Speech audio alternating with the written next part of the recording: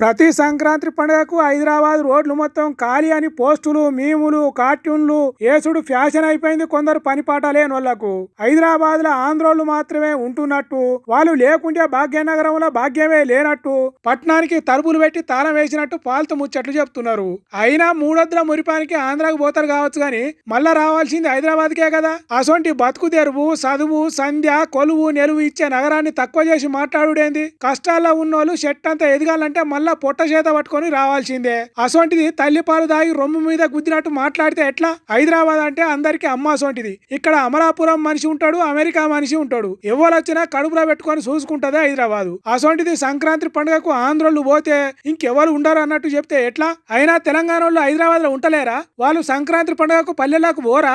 అంత కొడితే 10 లక్షలు కూడా లేని ఆంధ్రోళ్ళు పోతే మొత్తం పట్నమే ఖాళీ అయినట్టు సోషల్ మీడియాలో సొల్లు ముచ్చట్లు చెప్తే ఎట్లా. ఇక్కడ కులం మతం వేష భాష ప్రాంతం పరాయి తత్వం ఏమి లేకుండా బతకచ్చు అనేది మర్చిపోతే ఎట్లా. ఎండిన డొక్కలతోనే వచ్చిన వాళ్ళను అమ్మ తీరుగా అన్నం పెట్టిన పట్నాన్ని ఎగతాళి చేస్తే ఎట్లా. అయినా ఆంధ్ర పాలకులే హైదరాబాద్ ను డెవలప్ చేస్తే ఇప్పటికీ రాష్ట్రం విడిపోయి 11-12 ఏళ్ళు అవుతుంది. ఈ కాలంలో మీకు రాజధాని ఎందుకు లేదు? అసలు రాజధాని అనేది ఆంధ్రాకు ఉన్నదా? మాసిన బట్టలు వేసుకొని మందిని ఎక్కిరిస్తే ఎట్లా. తెలంగాణను తక్కువ చేసినట్టు మాట్లాడితేనే కదా మా రాష్ట్రం మాకు కావాలని కొట్లాడింది. అట్లని మిమ్ములా ఎన్నడన్నా తక్కువ చేసినామా? మా గోరెటెంకన్నా పాట రాసినట్టు రావచ్చు పోవచ్చు రొయ్యలమ్ముకోవచ్చు అన్నట్టే బతుకుతున్నాం కదా.